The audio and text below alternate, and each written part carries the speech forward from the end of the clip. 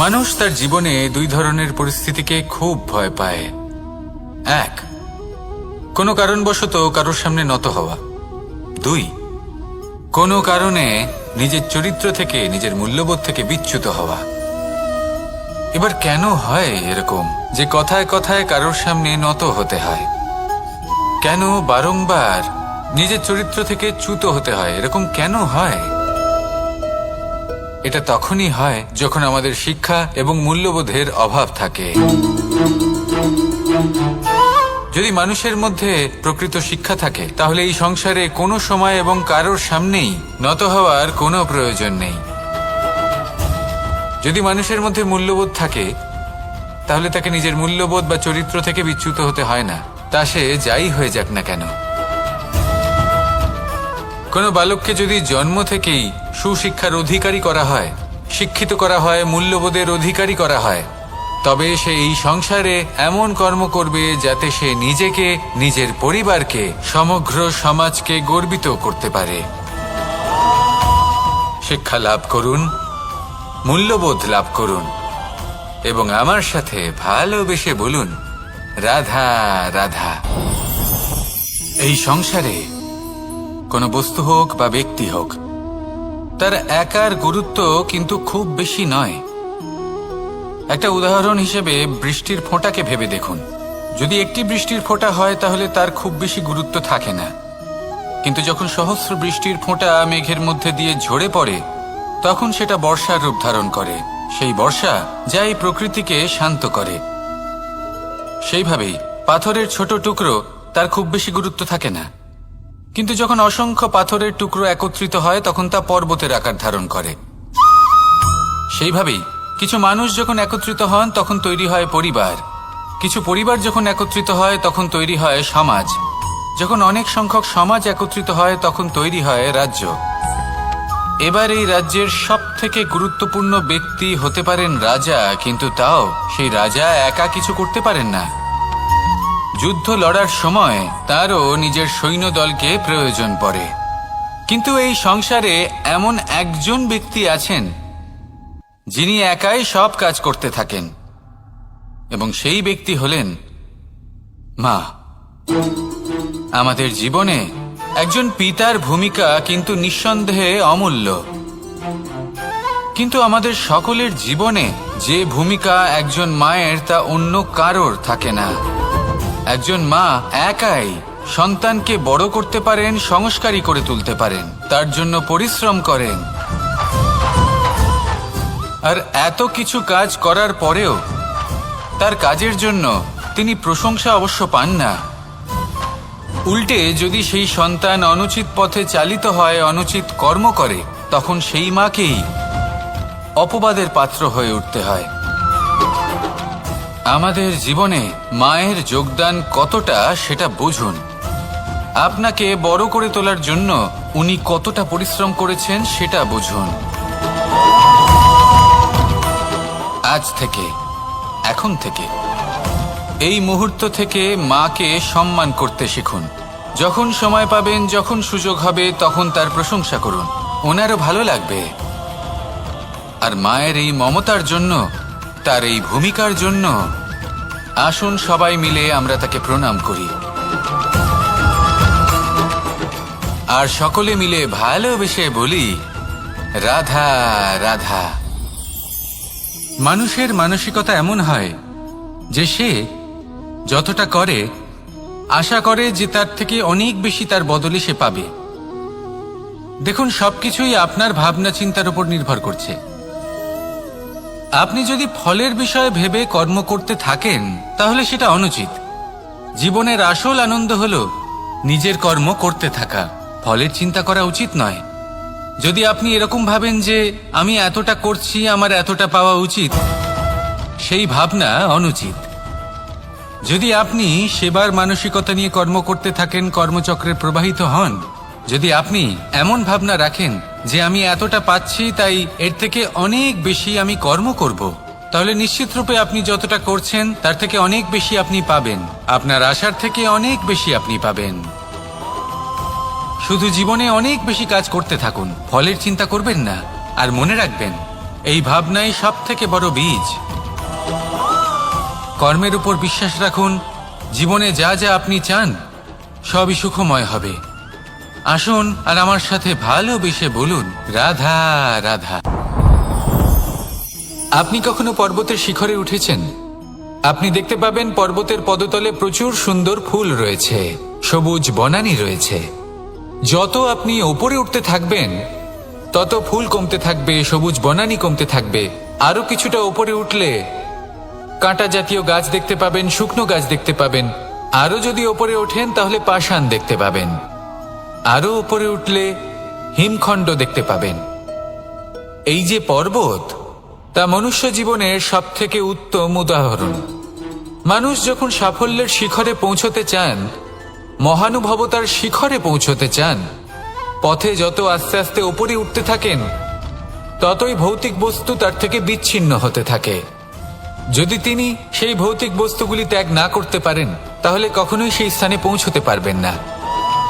আর মানুষ যদি উচিত ত্যাগ করতে পারেন, পথে অগ্রসর হতে থাকেন, এগোতে থাকেন, তাহলে একদিন না একদিন তিনি মহানুভবতার, জ্ঞানের, সাফল্যের হিমের স্বাদ অবশ্যই লাভ করবেন। মনে রাখবেন, মানব জীবনের ত্যাগ হলো অত্যন্ত গুরুত্বপূর্ণ অংশ। আসুন আমার সাথে ভালোবেসে বলুন, রাধা রাধা। আপনি কখনো কোনো বাজকে নিজের বাসা বানাতে দেখেছেন? এই বাজ যখনই কোনো বাসা বানায় তখন উঁচু গাছের ডালে বা কোনো পর্বতের শিখরে বাসা বানায়, অনেক উচ্চতায়। আর সেখানে তার সন্তানও জন্মগ্রহণ করে। যখন এই সন্তানেরা জন্মায় তখন এই বাজ খুবই ভালোবেসে এবং খুব সাবধানে এদের পালন পোষণ করে। নিজের ঠোঁট দিয়ে তাদের ঠোঁটে খাবার পরিবেশন করে। কিন্তু যেই সেই সন্তানেরা হৃষ্টপুষ্ট হয়ে যায় এবং সেই কথা বাজ নিজে বুঝতে পেরে যায়, সেই বাজ নিজেই সেই বাসা ছিন্ন ভিন্ন করে দেয়। সেই সন্তান যাদের সবেমাত্র ডানা গজিয়েছে, কিভাবে উড়তে হয় তারা জানে না, সেই সন্তানগুলিকে উচ্চতা থেকে ঠেলে দেয়। সেই সন্তান প্রথমে ভয়ভীত হয়ে যায়। তারা সামনে মৃত্যুকে দেখতে পেয়ে ভয়ের কারণে তাদের ডানা ঝাপটাতে থাকে। আর সেই প্রক্রিয়াতেই সেই সন্তানগুলি উড়তে শুরু করে দেয়। এবার এই ঘটনায় আমরা কি শিক্ষা পেতে পারি? এটাই, যদি আপনি মাতা পিতা হন তাহলে নিজের সন্তানকে অবশ্যই স্নেহ করুন, কিন্তু তাদেরকে নিজের আঁচলের তলায় বেঁধে রাখবেন না। যদি আপনি চান আপনার সন্তান জীবনে উন্নতি করুক, তাহলে নিজের মুঠো থেকে তাদের স্বতন্ত্র করে দিন। এই সংসারে সংঘর্ষ করতে দিন। সেই সন্তান নিজেই বুঝতে পারবে যে জন্মের সময় পাওয়া ডানা কি করে ব্যবহার করতে হয়। আর আপনার চোখের সামনে আপনার সন্তান এই আকাশে উড়তে থাকবে। তাহলে আসুন আমার সাথে ভালোবেসে বলুন, রাধা রাধা। এই সংসারে সব থেকে বড় ব্যক্তি কে? আপনি বলবেন, এই কেমন ধরনের প্রশ্ন? কিন্তু এটা হলো সব থেকে উচিত প্রশ্ন। কেউ এর উত্তর দেবে যে সেই মহাপ্রতাপী রাজা, তিনি হলেন সব থেকে বড় ব্যক্তি, সেই বড় রাজনীতিবিদ, তিনিই সব থেকে বড় ব্যক্তি। আমি আপনাকে জানাই যে সংসারের সব থেকে বড় ব্যক্তি হলেন তিনি, যার সাথে দেখা করলে আপনি নিজেকে ছোট মনে করবেন না। কোনো ব্যক্তি যিনি সব থেকে বেশি শক্তিশালী, আপনি যদি তার সামনে যান তাহলে উনি আপনার অন্তরের শক্তিকে বাইরে বের করে আনবে। আপনার অন্তরের লুকিয়ে থাকা শক্তিকে জাগ্রত করতে প্রেরণা প্রদান করবে। তিনি হলেন বড় ব্যক্তি, তিনি হলেন মহান ব্যক্তি। তিনি নন যিনি নিজের বল এবং ঐশ্বর্য দ্বারা আপনাকে তার সামনে ছোট প্রমাণ করবেন।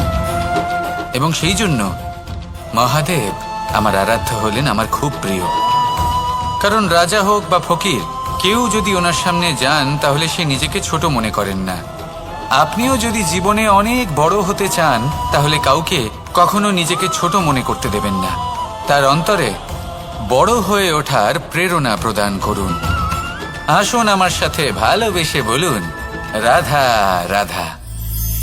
সূচের শেষে একটি ছিদ্র থাকে যার দ্বারা আমরা এই সুতো পরাতে পারি। আর তারপর সূচের সাহায্যে এই সুতো দিয়ে বস্ত্র সেলাই করা যায়। কিন্তু যদি সুতোটা সোজা করে ধরা না হয় তাহলে সূচে কখনো এই সুতো পরানোই সম্ভব নয়। যদি এতে কোনো গিঁট পড়ে তখন তা কখনোই এই ছিদ্র দ্বারা প্রবেশ করা সম্ভব নয়। ঠিক এইভাবেই যদি আপনি কারোর জীবনে প্রবেশ করতে চান, কারোর অন্তরে প্রবেশ করতে চান, তাহলে আপনাকেও সহজ থাকতে হবে। এতে কোনো গিঁট থাকলে চলবে না, অর্থাৎ মনে যাতে কোনো মালিন্য না থাকে, যেন কোনো কুচিন্তা না থাকে। যদি এসব থাকে তাহলে আপনি কখনো কারোর জীবনে প্রবেশ করতে পারবেন না। আর যদি কোনোভাবে আপনি প্রবেশ করেও যান তাহলে তার মনে ঘর করতে পারবেন না। নিজেকে এই সুতোর মতন করে তুলুন, সহজ। মনে যেন কোনো কুচিন্তা না থাকে, সবার প্রতি যেন সদ্ভাবনা থাকে, শুভ চিন্তা থাকে। এমনটা করতে থাকুন। এমন একটা দিন আসবে যেদিন এই সমস্ত সংসারের ব্যক্তির মনে আপনি বাস করবেন, আর তখন এই মন প্রসন্ন হয়ে বলবে, রাধা রাধা। কথায় আছে যে এমন কোনো অক্ষর নেই যার দ্বারা কোনো মন্ত্র হয় না, এমন কোনো বনস্পতি নেই যা নিজেই একটা ঔষধি নয়, পৃথিবীর এমন কোনো ব্যক্তি নেই যার মধ্যে কোনো যোগ্যতা থাকে না। শুধু প্রয়োজন হলো যে ব্যক্তিকে আমরা খুঁজে চলেছি তাকে সঠিকভাবে চিনে নেওয়া। যদি তার যোগ্যতা, তার বিশেষত্ব আমরা বুঝতেই না পারি তাহলে আর লাভ কি রইল? এই সংসারে এমন অনেক ব্যক্তি রয়েছেন যারা ছোট ছোট অসফলতার কারণে আপনাকে এটা বলে দেবে যে আপনি কোনো কাজের নন, আপনি হলেন মূর্খ, আপনি কিছুই করতে পারবেন না। এইসব কথায় কখনোই বিশ্বাস করবেন না, কারণ আপনি এবং প্রত্যেকটি জীব এই পরমাত্মা এবং এই প্রকৃতির সৃষ্টি, যা অত্যন্ত বিশেষ।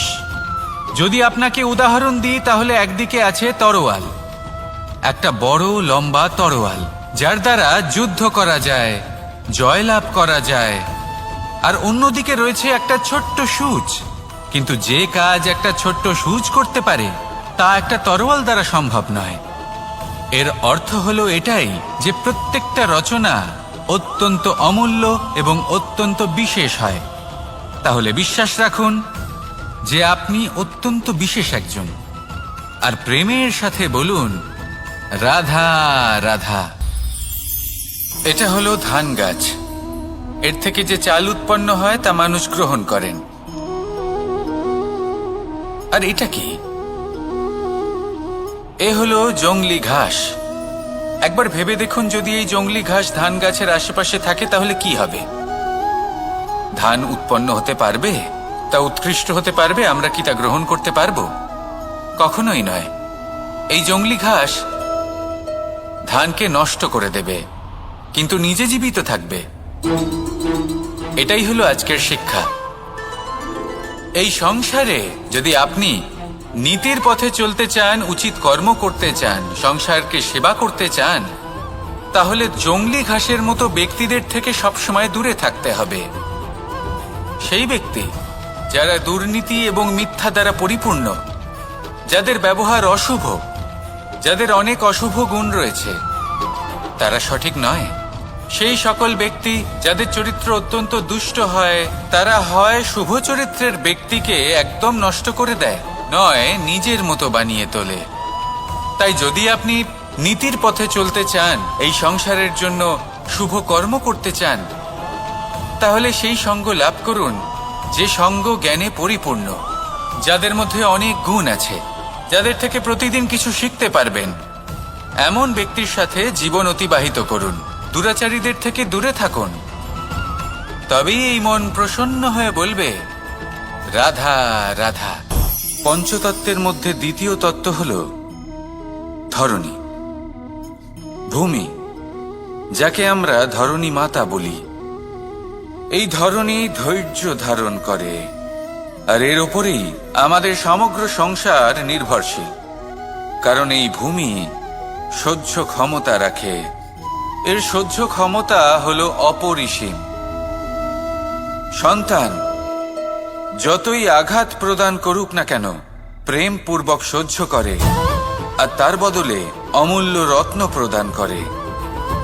সন্তান যদি হাল চালায় তাহলে তার বদলে তাকে অন্ন প্রদান করে। এটাই হলো ধরণী। এবার এর থেকে আমরা কি শিক্ষা পেতে পারি? এটাই যে কারোর জন্য কিছু করা বা কাউকে কিছু দেওয়া মনে কোনো কামনা ছাড়াই। আর এই কথাটা বুঝে যান, যদি কারোর জন্য কামনা না রেখে বা কোনো পাওয়ার আশা না রেখে কারোর জন্য কিছু করেন বা কারোকে কিছু দেন, যদি এটা আপনি শিখতে পারেন তবে আপনি ভালোবাসতে শিখে গেছেন। আর সেই জন্যই এই ধরিত্রীকে মাতা বলা হয়, কারণ মাতা শুধু উনি নন যিনি গর্ভে সন্তানকে ধারণ করেন, মাতা তো উনিও যিনি জীবন বাঁচতে শেখান, যিনি জীবন বাঁচার উদাহরণ প্রদান করেন। তাহলে ধরনীর থেকে এই নিঃস্বার্থ ভাব শিখুন, নিঃস্বার্থ ভালোবাসা শিখুন, আর এই ভালোবাসার সাথেই বলুন রাধা রাধা। এই সংসারে আমরা প্রকাশ কোথা থেকে পাই? এর উত্তর বড়ই সরল। ভোরে যখন সূর্যোদয় হয় তখন প্রকাশের কিরণ আমাদের ঘরে এসে পৌঁছয়। এইভাবেই আমরা প্রকাশ লাভ করি। এবার এই প্রকাশের আলোতেই আমরা সারাদিনের কাজ সম্পন্ন করি। সন্ধে হয়ে যায়, সূর্যাস্তও হয়ে যায়, আর আমাদের ঘর যাতে অন্ধকার না হয় তার জন্য আমরা একটা প্রদীপ প্রজ্বলিত করি। এটাই ঘটে আমাদের জীবনেও। এবার প্রবাহমান আয়ুর সাথে আমরা আমাদের অন্তরে যদি একটা প্রদীপ প্রজ্বলিত করে নিই তাহলে বিষয়টাই অন্যরকম হবে। এবার আপনি বলবেন কোন প্রকাশের কথা বলছি যে আমাদের অন্তরে জাগ্রত করা সম্ভব? আমাদের আত্মার মাঝে প্রেমের প্রকাশ জাগ্রত করার কথা বলছি। কারণ আমাদের এই জীবন এও হলো দিনের আলোর মতো। আজ প্রকাশ আছে, কিন্তু কোনোদিন অবশ্যই অস্ত হবে। কিন্তু অস্ত হবার আগে যদি আমরা আমাদের আত্মার মাঝে প্রেমের এই প্রকাশ উজ্জ্বলিত করে নিই তাহলে আমাদের সন্ধ্যাকালও আমরা আনন্দে এবং প্রেমে যাপন করব। তাহলে আসুন আর আমার সাথে ভালোবেসে বলুন রাধা রাধা।